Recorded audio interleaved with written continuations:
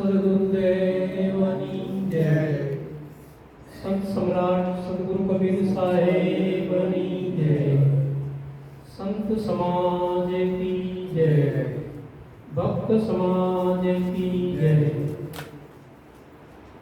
સંત સમ્રાટ સદગુરુ કબીર સાહેબને એક ભાઈ કીધું કે સાહેબજી મારે લંકા જોવી છે. ત્યારે કબીર સાહેબે કીધું કે ભાઈ લંકામાં શું જોવાનું છે? લંકા અહીંયા બતાવો તો કે બહુ સારું કે. ત્યારે સાહેબે વાત કરી છે, સમજવા જેવી છે. સદગુરુ કહે છે કાયા કંચન ગઢ લંક. આપણું જે શરીર છે ને આ સોનાનો ઢીંગો છે. કાયા કંચન ગઢ લંક, એમાં સુરતા સીતા ઠેરાણી. આ સુરતા છે ને એ સીતા છે. મન હનુમાન, આજનો જે દિવસ છે ને કે ભાઈ હનુમાન જયંતિ, એટલે હનુમાન જે ઉછાળા કુદાડા માર્યા કરે છે ને એમાં મનુષ્યનું જે મન છે એ પણ ઉછાળા કુદાડા માર્યા કરે છે. એટલે સાહેબ કબીર કહે છે કે મન હનુમાન ભાવ વિભીષણ ભાઈ.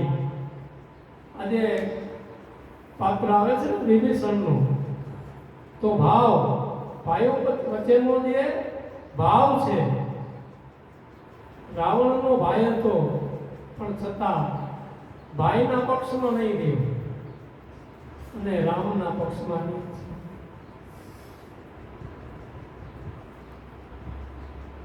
કુંભકર્ણ નિંદ્રા, આ મોરની જે નિંદ્રા જે છે એ કુંભકર્ણ સમાન છે. કુંભકર્ણ જેમ સૂઈ રહેતો હતો ને એમાં મોરની નિંદ્રામાં ઘણા બધા સૂતેલા છે. નિંદ્રા એ કુંભકર્ણ. પછી આમાં મુખ્ય પાત્ર જે છે રામ હે ગુરુ જ્ઞાન.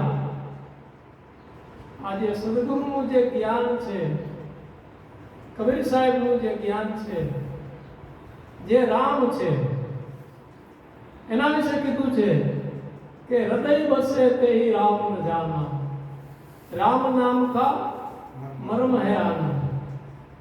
આ હૃદયની અંદર જે રામ બિરાજમાન છે એ રામની વાત કરી છે. રામ રામ સબ કોઈ કહે. આ બધા રામ રામ તો કરી રહ્યા છે. સવારમાં ઘણા ઉઠીને રામ રામ કરી રહ્યા હોય છે. ઘણા લોકો પોપટને પણ રામ પઢાવી દે છે.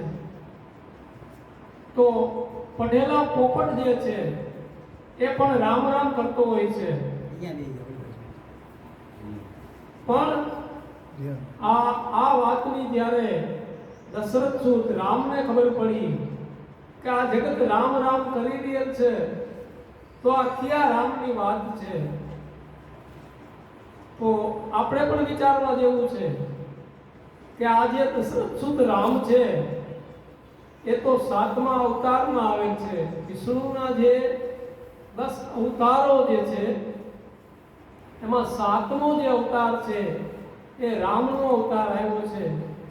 પણ એના પહેલા જ્યારે 4થો અવતાર નૃસિંહનો આવેલ છે ત્યારે પ્રહલાદ જે રામનું નામ જપતો હતો, તો ત્યાંથી આપણને સંકેત મળી શકે કે ભાઈ આ રામનો તો ત્યારે જન્મ પણ નહોતો દશરથ સૂત રામનો, તો આ પ્રહલાદ કયા રામનું ભજન કરતો.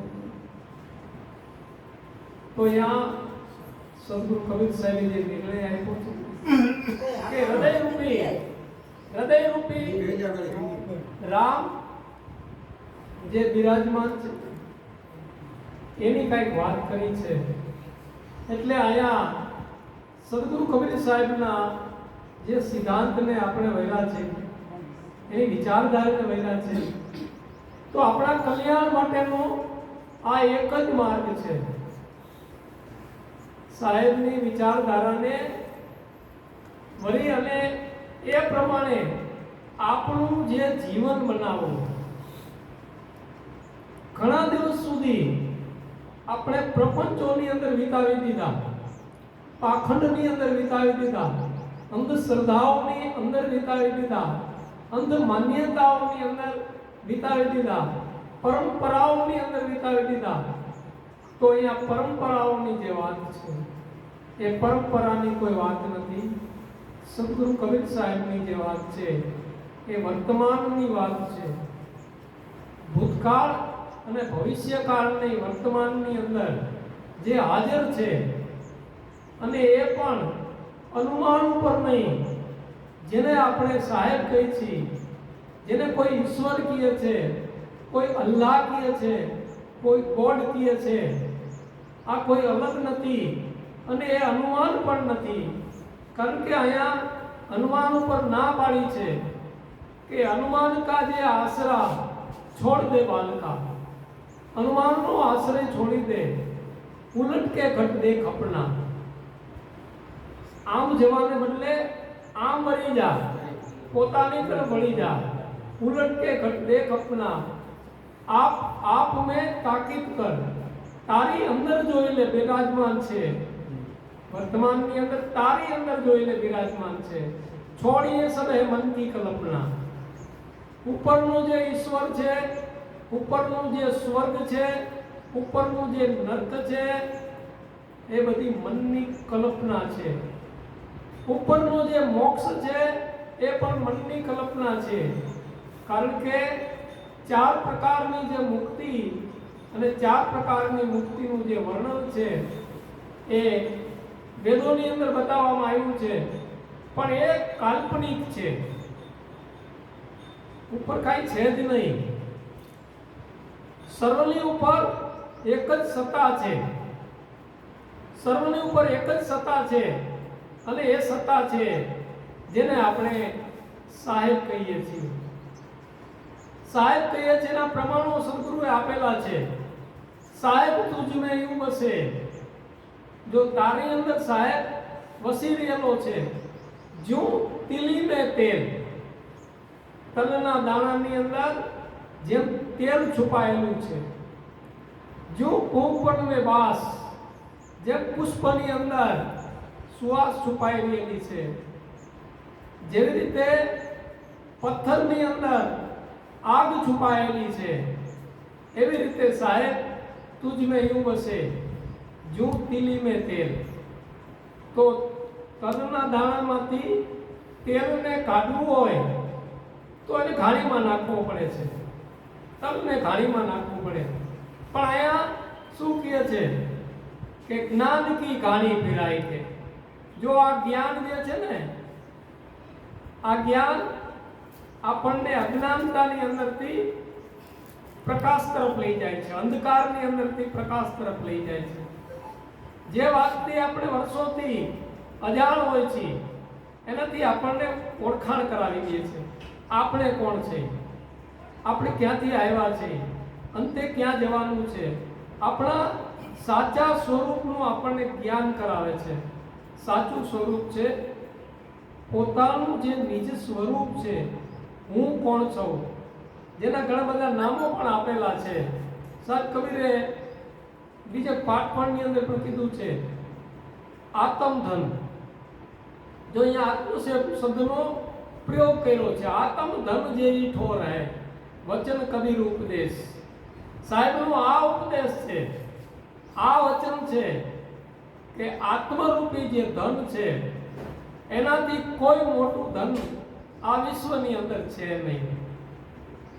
કદાચ અરબો ખરબોની સંપત્તિ હોય, કદાચ અરબો ખરબોની જમીન હોય, જાગીર હોય, સોનું હોય કે મોટો મોટો પરિવાર હોય, પણ છતાં પોતાની અંદર પોતાના આત્મધનથી વધારે વિશેષ આ દુનિયામાં કાંઈ પણ છે નહીં. તો પ્રથમ તો પોતે પોતાને આજે સમજવાનું છે અને એના માટે સદગુરુ સંતની જરૂર છે. અને એ સદગુરુ સંત પણ સત્યના રાહી હોવા જોઈએ, સત્યને સમજાવનાર હોવા જોઈએ, પોતે સત્યને સમજતા હોય અને બીજાને સત્ય સમજાવી શકે આવા સદગુરુની જરૂર છે. નહીતર ગુરુ ઘણા છે, ઘણા ગુરુઓ છે. ગુરુઓનો આની અંદર રાફડો ફાટ્યો છે. એવું પણ ગુરુ મહિમાની અંદર કહેવામાં આવ્યું છે કે બહુત ગુરુ હે સદગમાં અહીં. ઘણા બધા ગુરુઓ છે, પણ દ્રવ્ય હરે દુઃખ કોનાય.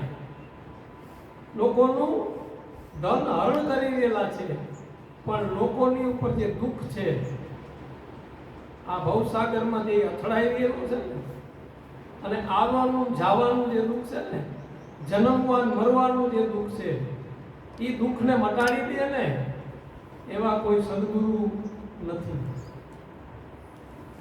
બધાને ઉલટા માર્ગની અંદર ચડાવવા વાળા સદગુરુઓ છે.